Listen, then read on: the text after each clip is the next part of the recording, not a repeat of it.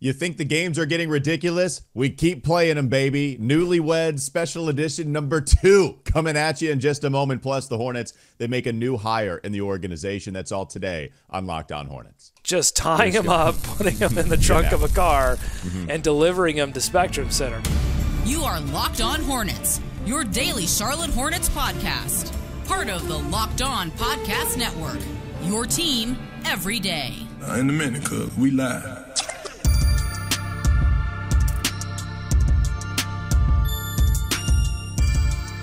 It's Locked On Hornets, part of the Locked On Podcast Network. It's your team every day. Thanks for making us your first listen. We're free and available anywhere you get your podcast, and that includes YouTube, where you can see Doug Branson. There he is also right under his name is his substack. Right there. You can see it, everyhornetsboxscore.com. I'm Walker Mail. You can listen to me on WFNZ every weekday from 12 to 3 p.m. on Wes and Walker, Sports Radio 92.7 WFNZ. Real quickly, want to tell you that this episode is brought to you by Game Time. Game Time?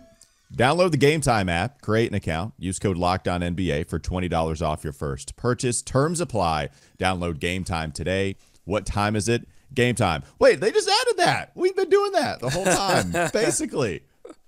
Do you think that they are listening to our show and decided, you know what, the whole podcast network should be doing what those dudes at Locked On Hornets are doing? I hope so, because it was unauthorized ad lib by us. But I did read a comment recently that said every time that this person heard the Game Time read somewhere else across the Locked On podcast network, that they just instinctually repeated the word Game Time. So we might not be having an impact on people's thoughts about the Charlotte Hornets, but we are having an impact. I mean, if they're repeating it constantly, I kind of think that's the whole game of the advertising business. So you're welcome, Game Time. Game Time who? We have new games to play ourselves. It's Game Time once again on Locked On Hornets because we're playing Newlyweds. We played it last episode. We're going to play it once more. This is based off of my preview episode I did with Josh Lloyd of Locked On Fantasy Basketball. He had a whole bunch of prompts. It was an hour-long episode. Go check it out anywhere you get your pods. It was, if you are new to the Hornets, if you are just dabbling in Hornets fandom, or if you just want a nice overview, then the Josh Lloyd preview pod, that's a good one for you. But we're actually going to bring some of those prompts here, and so you'll hear some of them. The way this works, I'll ask Doug the question that was asked of me by Josh Lloyd. He will try to guess what my answer was to that question. And then if he wins, then I mail him a cookie, and hopefully it gets there in time so it's not rotten and nasty and looks like a smelly patty from SpongeBob. That's his award if he gets the question right. So let's move on. You ready for the first prompt here, Doug Branson? I'm 3 for 3. Of course I'm ready. You are, dude, and honestly, you nailed him. Like, it wasn't even that you got the answer right. You got even the caveats and the stipulations right. It was impressive. We'll see if you can do it here. Player to watch. So the prompt was, who is your pick for player to watch this season? Sort of like a breakout type player, or however I wanted to frame it. So a little room for interpretation. Maybe it's going to be a little tougher to nail this one like you did the other questions. But I approach this as, again, if you are new to the Hornets, because this is a podcast network-wide thing, they are not sickos, right? I am speaking to the non-sicko portion of the NBA basketball. All right, so Cody Martin, I'll throw Cody Martin out. That's right. That's right. How do you think I answered that question with player to watch? Who is the player to watch this season? You shouldn't have given me that caveat, honestly. I think I might have had a chance of getting it wrong. I still may. I don't know. I'm feeling overconfident now that I'm 3 for 3. But I think with that caveat being that it's somebody new, I'm not going to go with what I may have gone with, which is Mark Williams. And I'm going to say you said breakout player is third place rookie of the year, stellar rookie, Brandon Miller. To be fair, the way it was, the question was framed exactly how I read it. It wasn't even me saying it. The question was, quote, who is your pick for player to watch this season? Sort of like a breakout type player, or however you want to frame it. So that and I didn't go LaMelo, because LaMelo's already broken out, and then he was broken, and so we're looking for him to be unbroken. So he would be LaMelo is the unbreakout player of the season. We would like him to be unbroken. this season. Please So don't I'm going to break. go with Brandon Miller because I think he is the most leapiest of the players on this roster. You're 4 for 4. You're 4 for 4. Yeah. And to just let you know how well you know me, Doug, how well you understand me, it was a tough battle between Brandon and Mark. But there was another question that I felt fit Mark Williams a little better, and so he was my answer for that one. But So you can Brandon only Miller get, is my guy. what kind of show is this? You only get one player per question? What kind of rule is that? No, that's not a Doug Branson show. No, there's multiple answers to every question. What do you think, though, about Brandon being that guy? Would you have said the same thing? Yeah, I think that Mark Williams is very important to the success of the team, and him breaking out in the sense of staying healthy, again, like LaMelo, is going to be super important. But I don't think, like, whatever his highest ceiling is on his leap versus Brandon's is going to be more important to this team's success. Like, Brandon making a leap into like an all-star level player in season 2 could mean, I think it would mean play in. And if you also had a couple of other players make some significant improvements, then all of a sudden you're getting crazy and talking about playoffs. But I don't think Mark Williams and I don't think he could even reach an all-star level in this in this next season for him. But even if he were to make a leap, I don't think it would be as significantly important statistically. Because, I mean, the ball's going to move through Brandon a significant amount, more so than Mark Williams offensively. So, yeah, that's Brandon growing up in a fast, not even a fast way, like even if he just hits his stride his third year in the league, we'll absolutely take that here in Charlotte. But if he grows up so fast to the point where he's an all-star in year 2, that does a ton of things for this franchise. And so now we're in this, okay, he showed a lot of promise in year 1. He did a lot of really nice things. Rookie of the month a bunch of times in the Eastern Conference. Third best rookie last year behind a guy that was kind of a rookie, not really, in Chet Holmgren, and Wemby, who is a generational talent. He was third on that list, and there were some other guys that were really highly touted out of that class, of course. So now we're going into, okay, do we have this like somewhat of a letdown type of second year where he grows but not as much? And I just think of, like, I don't know, a Scotty Barnes type where now he got to an all-star game. I think it was his fourth year, but remember the second season didn't live up to as much of the hype as he had his first overall year in the NBA. So are we expecting this to be on an escalator and him just continuing to shoot up the charts? Or are we going to have like a little bit of a valley this year? I don't know, but I'm going to be watching it, and he has potential to break out. And that's why I felt like telling the masses to say, hey, he's the one to pay attention to. If you're just checking the Hornets box score on your ESPN app, then that's the first name you're probably looking for alongside LaMelo. Well, and if he doesn't achieve that, I think much like Scotty Barnes, it won't be for lack of trying. It won't be for lack of effort. I mean, guys that make the leap, it is about obviously putting in the work, but there's also a certain je ne sais quoi. There's a certain like something that guys have and other guys don't that allow them to get into this conversation. And so, you know, TBD on that for Brandon Miller, but it won't be he's a serious player. And he is somebody that's, showed up for Summer League when he didn't have to. I think he's going to mesh well with the new coach. I think having LaMelo back will be important for him because it will take some attention away from him. It will allow him to be facilitated too. I mean, just look at the litany of point guards that he was playing with in his first season that were named LaMelo Ball, and a lot of them aren't even on the team anymore. So, yeah. Which reminds me, I was pulled up the NBA League Pass app, and I just turned it on to a random game. I just went through the calendar and picked a random day and started watching the Charlotte Hornets on League Pass. I don't know why. Don't ask me why. I don't have a good answer for why I did this. But I turned it on and just like scrubbed ahead to a random point in the game. Again, I have no idea what I'm doing here. And there was an Ish Smith, there was a Bryce McGowan's, JT Thor, and there was one other player that is no longer on the team. I was watching serious minutes for the Charlotte Hornets in a game that they won against Sacramento on the road, but there were 4 players on the court that are no longer a member of the Charlotte Hornets, and Brandon Miller. I actually want to talk about that a little bit coming up in the next segment. Coming up next on the Locked On Hornets podcast.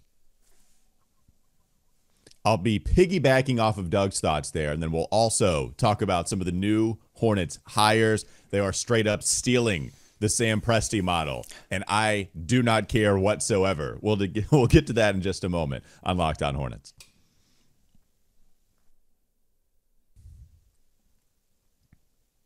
This episode is brought to you by Game Time. Game Time, what we like about Game Time so much is that it makes it easy to save more on sports, concerts, comedy, theater, events. They have all-in pricing, and it is your place to go visit to go get some tickets for not only, again, just sporting events, but a bunch of entertainment events as well with all-in pricing. Toggling that feature will show the total up front, so you don't have any surprise fees at checkout. That's a nice feature. They have seat view, so you can get a panoramic view from your seat in the app before you buy. Plus, lowest price guarantee. Game Time will credit you 110% of the difference. Otherwise, you get your purchase covered with the most flexible customer service policy in the ticketing industry with their Game Time ticket coverage. Take the guesswork out of buying tickets with Game Time. Download the Game Time app, create an account, use code LOCKEDONNBA for $20 off your first purchase. Terms apply. Again, create an account and redeem code LOCKEDONNBA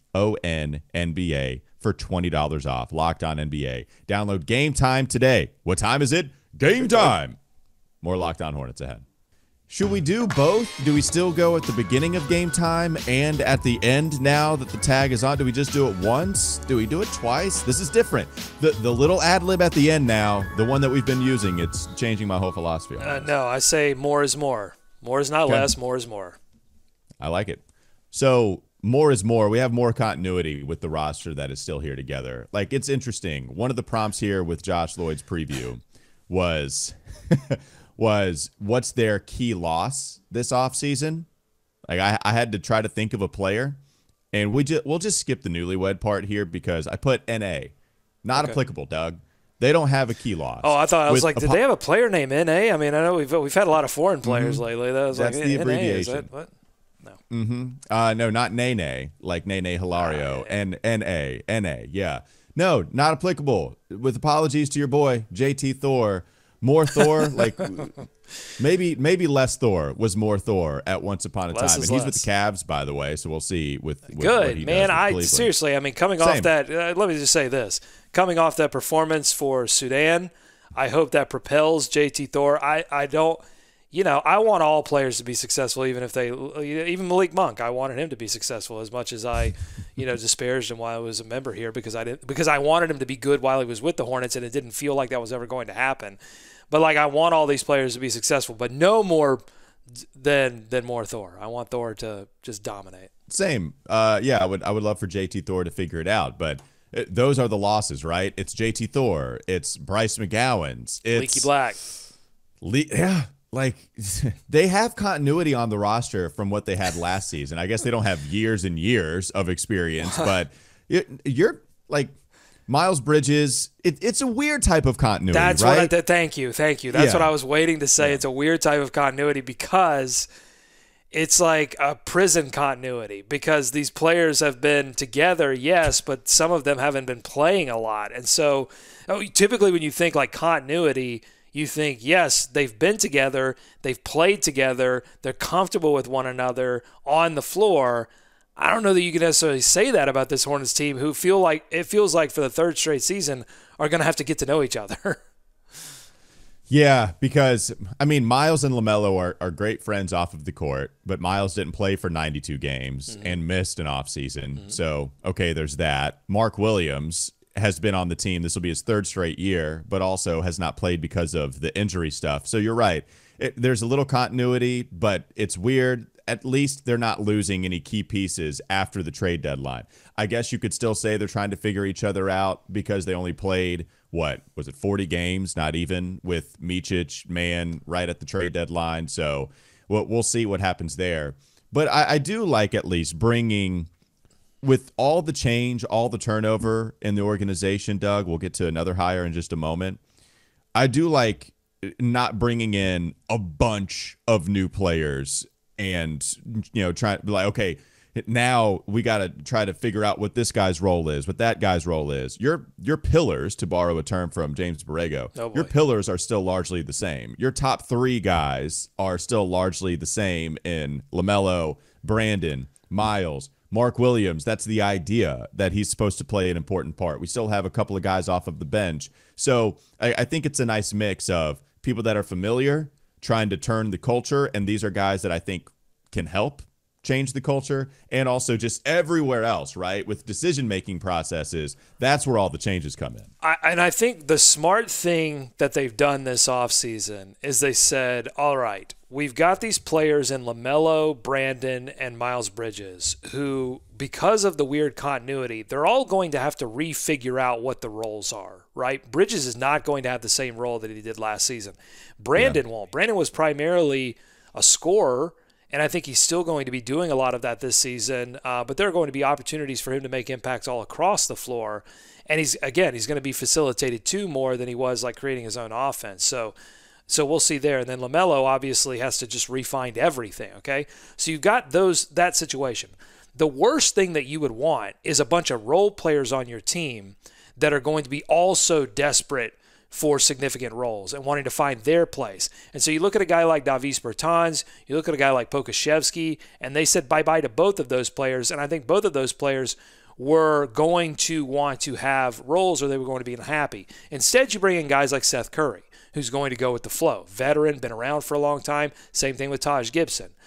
So what they added were mature veteran players who weren't going to make a big stink, give them some space, and to figure out what was going on at the top of the roster and, not make a bunch of noise for the new head coach.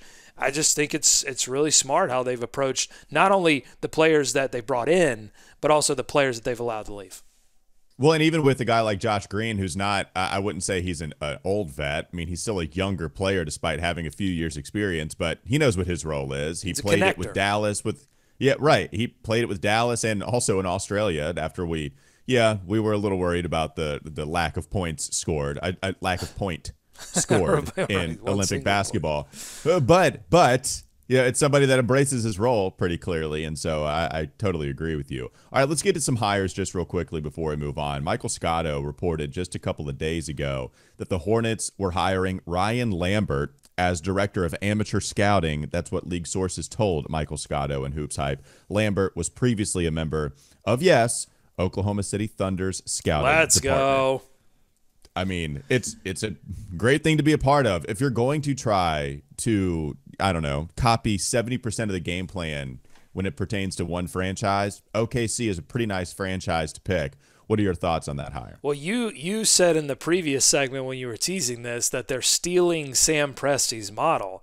They're on the verge of just stealing Sam Presti, just tying him up, putting him in the trunk of a car, and delivering him to Spectrum Center because they just keep taking players and personnel from Oklahoma City. I love it. I love that there is a director of amateur scouting. I love that this is not a name that I can easily connect to the University of North Carolina, despite that being my alma mater, despite the fact that if you're watching on YouTube, you notice I'm wearing the Carolina blue. I can't connect this to Michael Jordan in any way, and same with this next hire, which I'll go ahead and spoil for the folks. There's a report, I think it was today, Monday, August 26th, James L. Edwards of The Athletic. He mostly covers the Detroit Pistons, I think, and that's important for this story. He has a report here that DJ Backer is going to be hired as the Greensboro Swarm head coach. Backer was previously a G League head coach or G League coach for the Detroit Pistons, which is again what James covers there. So he was the head coach of the Motor City Cruise in 2021, 2022. He was an assistant actually with Milwaukee last year. So that's the connection, right? Charles Lee being the head coach of the Hornets and him being with the Bucks last year. So DJ coming over from Milwaukee. So he's going to be our G League head coach. Milwaukee's also a good one to steal from. We'll take the Milwaukee model as well. But I will say that I did read the write-up that Edwards did when he was embedded with that Motor City team, and it was all about DJ. And one of the things that keeps popping up in that article is the word creativity, that DJ is an experimenter and young players trust him. That's who he's going to be working with here at the Swarm. But that he's not afraid to try some things, and I love that. I'm just like in love. Every hire that they make, they talk about me being 4 for 4 now in the Newlywed Game. They are perfect in these hires because they're all coming from different places. It feels like they're out there scouting, trying to get the best of the best, investing in the team, investing in its success, creating new roles. Roles that we've never heard of before, and putting talent into those roles. I mean, I'm just excited. I'm excited about what this will mean because, look, if you watch this show every day, we're not going to mention DJ Backer. We're not going to talk about Ryan Lambert. We're not going to talk about the Ivy League guy that they hired for data analysis. But all of these things matter. They matter when you're talking about the trickle-down effects of all that creativity, all that knowledge, all that effort going in to find the best players, to find the players that are going to be on the rise before the other teams find them. That's what we're talking about here, and I'm glad the Hornets are finally getting – it just feels like everything is getting serious now, and I love it. Mm-hmm. I like not being unserious anymore. That would be nice. All right, let's move on. One more segment to go. Coming up next on the Locked On Hornets podcast. Let me be unserious. That's my job. I'm glad that I can be unserious and the Hornets can be serious as opposed to both of us being unserious. Unless you consider that whole stealing Sam Presti thing unserious, then I'll be unserious there too. Just go ahead and kidnap the guy. All right, we'll talk about not only just the new Hornets hires and the player to watch this season, but we have another newlywed prompt to get to. Can Doug go perfect? Because we're not going to bring this in much further into the offseason. So can he go perfect? I'm in the dugout. Don't look at me. I'm throwing a perfect game right now. Nobody look at me. Everybody knock on wood. We'll see what happens. Coming up next, Locked On Hornets.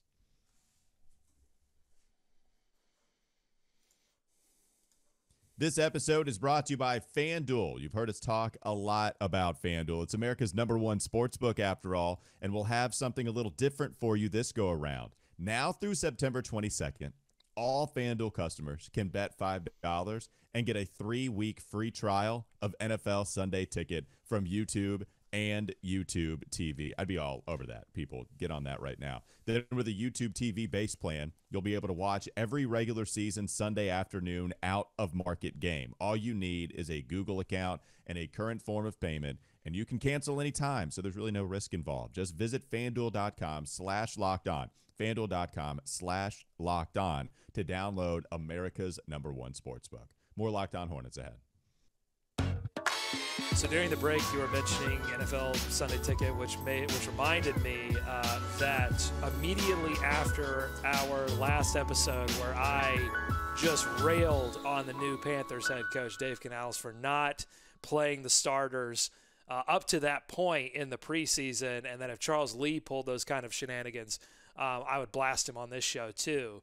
And then immediately after that, like the comments were just everywhere, like he's starting the starter. Because like we put that episode out there, and then Dave got in front of the cameras after that episode aired and said, yeah, we're playing the starters, which leads me to only one conclusion, which is that Dave Canales is a sicko.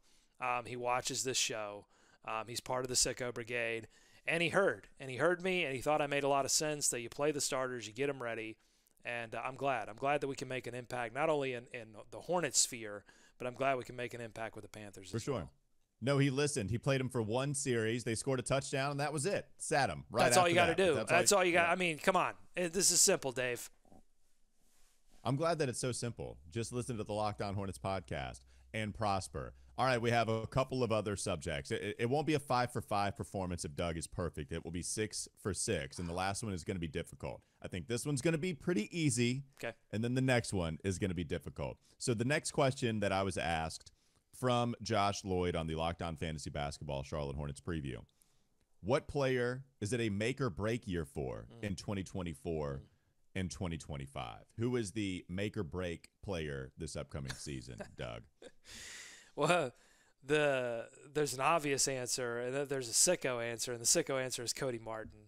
But only the sickos would know that because Cody seems like he's already on his last leg. He missed so much time. Could be a vet, but every coach, it feels like 5 coaches now have said he's so vital to what the Hornets want to do, and yet he's just never out there. So that's the sicko answer, but that's not my official answer. I think the obvious answer is it's a make or break year for the former Rookie of the Year, the guy who made an All-Star game in his second season, and the player who is most important to this team's short-term success, and that's LaMelo Ball. It's make or break. He's got to play certainly more than 22. I'd like more than 32, more than 42, perhaps more than 52. I would like more than 62. I'll leave it there. I won't say more than 72. Okay. That seems unrealistic, but more than 62 would be nice. A vast majority of the season, he has to play for the Hornets to have any shot at the postseason, and not only any shot at the postseason this season, but I really think it's not only a make or break season for LaMelo Ball. It's make or break for the Hornets' future with this. Talk about continuity with this iteration of the Hornets, because if he spends another year on the bench, then I think you have to seriously question everything about what they're trying to accomplish. And that means Miles Bridges' future. That means LaMelo's future with the Hornets, because there's a lot of money invested and a lot of time missed and a lot of resets and restarts. So, yeah, make or break all around for LaMelo Ball. Was I correct? You were not. Oh, no! Perfect record. It's gone. Well, my answer's better, so I'll just say that right now, whatever your answer is. A base knock in the 9th inning. It was done. I went Mark Williams on this. This is absurd. This is absurd. The problem was, here's where I went wrong. Mm-hmm. I thought like me there. I did not get it. I did not put my empathy hat on. I did not get into your headspace. I've been there so often, and I just took one little step away, and you fooled me.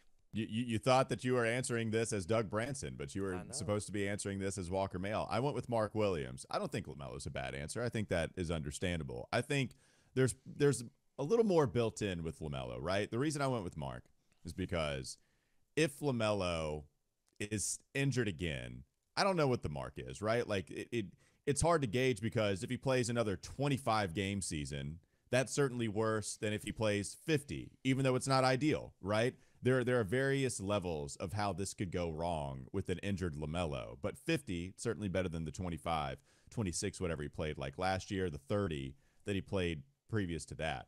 He still has $200 million. When he does play, if he does play 50 games, that's going to provide a big impact. We know LaMelo performance-wise, at least offensively, like we have a pretty solid built-in plan of what he can do and how helpful he is. With Mark, I'm high on Mark Williams. I really think he can be an excellent center in this league, but there still are some question marks as to what he can do. So you have injury and performance questions, I think, with Mark, whereas you have some performance with LaMelo, but really it's just injury questions with LaMelo. So that's why I went with Mark. I think Mark would be a more tradable asset than what LaMelo would be, right? Because think about it. If he's injured, then what are the Hornets going to get in return? If he's playing 25 or 50 games, now it's kind of like, great, kind of stuck here. We'll just have to go at it with LaMelo once again, because I don't think we're going to get 100-cent return on the dollar. Are we willing to part ways with like just a 70-cent return? With Mark, you're not paying him $200 million. Somebody might think that, okay, if Mark is healthy, we'll take the chance on him. We'll give you whatever, right? It's not nearly as big of a gap between the return on investment or the return on your loss, I guess, and then sending him somewhere out. That's why I think it's Mark Williams, plus with him just playing a really important role anyway with this squad. Charles Lee has attached himself to Brandon and Mark Williams. Those are all the reasons as to why I said Mark Williams. It was a make or break year for him. Yeah, you went with the question mark. I went with the exclamation point guard. And I like it. And I think you're selling me a little bit over to your side. And the reason I say that is that, like, if LaMelo, let's just say he stays healthy. Let's say LaMelo stays healthy, but he doesn't have, like, he's not putting up the numbers like he did when he was healthy last season, where you were like, oh, if he does that for a season, he's not only all-star, he might be even in all-NBA contention. I mean, they were just in incredible numbers, scoring, rebounds, and assists. But so let's say he stays healthy, but he puts up a good season, but it's just like, it's not all-star. It's not like, wow. And we start to say, hey, maybe the ankle stuff is bothering him. Maybe he's starting to lose a little bit of a step. Even if that happens, that would be, maybe a break year for him. But he would still be the starter next season. If Mark Williams has an average season and underperforms some of the expectations for him in terms of blocks, in terms of defense, in terms of his offensive efficiency, then you start to say, hey, there are some options that the Hornets could pursue, whether in trade or in next season's draft, depending on where they fall. Like, he's the more immediately replaceable piece.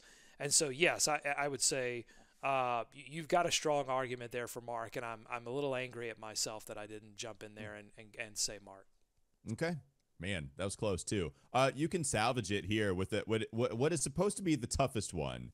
The last one that we'll play with Newlywed Game. Still a good performance, though. Don't beat yourself up over it. I would say this one is tough. This next one was your win total projection for the season. What is the win total projection you think I gave to Josh Lloyd? You didn't go any half skis here, right? Did you go for a whole number? No, I did not. Let's see, Vegas over under NBA odds here. Let's see what the actual line here is. Am I going to be able to pull these up in time? Probably not. I'll say that Vegas has probably got the Hornets at somewhere in the low 30s. Yeah, I think it was. Am I wrong? I think, was it 27? I'll try to look it up too while you're Wait, I might have it. I might have it here. I might have it. Okay. So the Hornets right now 30.5 is the general line. Some have them at 29.5. Our friends at FanDuel have them at 30.5. So that's the official FanDuel official 30.5. I'm gonna say you under 40 for sure. I'm gonna say you did under 35. I'm going to say 32 win total. Close? You were getting close.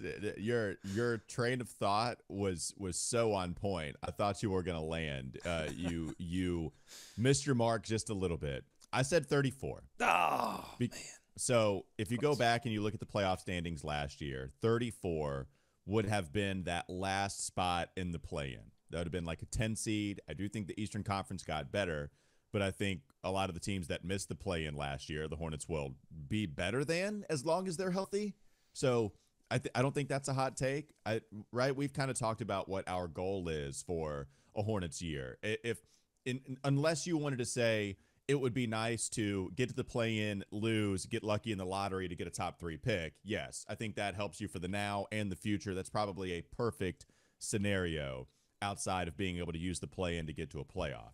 But I think number one, competitive scenario we would love to see happen is to get a home game in the play-in tournament. I think that's within the realm of possibility. I do not think a top 6 seed is within the realm of possibility. So if that's the case, I think probably the average range of outcomes for what we could expect, 34 is where I settled given what that got a team last year and some of the improvements that these Eastern Conference teams made this year. Now, I won't say who it is, but one sportsbook they have the Hornets at 33.5, which is right there at you'd be over, but it's right there at your projection. You know what? I'm going to say that I think it's under. I think they're under. I think 29 wins. I want as many. Difference. I want to really just give them some bulletin board material. I want the national media to continue to do it. I saw, what's his name? Ed McMahon, something. Tim McMahon. Yeah, Tim McMahon, whatever. Yep. For ESPN, essentially say the LaMelo Ball is not a winning player. And, of course, people, the fan base goes, well, what are you talking about? Keep going. Keep saying it. And I hope somebody is sending it to LaMelo Ball. I want as much of that going into the Hornets locker room as possible. I want it fueling them. Because honestly, I'm tired of over expecting things for the Charlotte Hornets. I'm tired of being overpromised and underdelivered. So until the Hornets get serious about their health and stay healthy and play games and start to get serious about winning, then I'm just going to keep going under until they prove me wrong at this point. I feel you. I'm with it. Yeah, let's give them bulletin board material. Don't listen to me with what is trying to just be rational about this. Listen to the under 30 win projection from Doug Branson and then use it as fuel because it worked so well the first time when James Borrego Dave Canales did. Obviously, Dave Canales heard it and he responded. They're both listening. That'll do it for Locked On Hornets. Thank you for listening and making us your first listen, a part of the Locked On Podcast Network. Anywhere you get your pods, including YouTube, there's Doug Branson. Look at his Substack. Look at it, and then go search it, and then go read it. Everyhornetsboxscore.com. I'm Walker Mail. You can listen to me on WFNZ every weekday from 12 to 3 p.m. Sports Radio 92.7 FM. Have a great rest of your day. We'll be back with you tomorrow. Bye, Dave. Love you.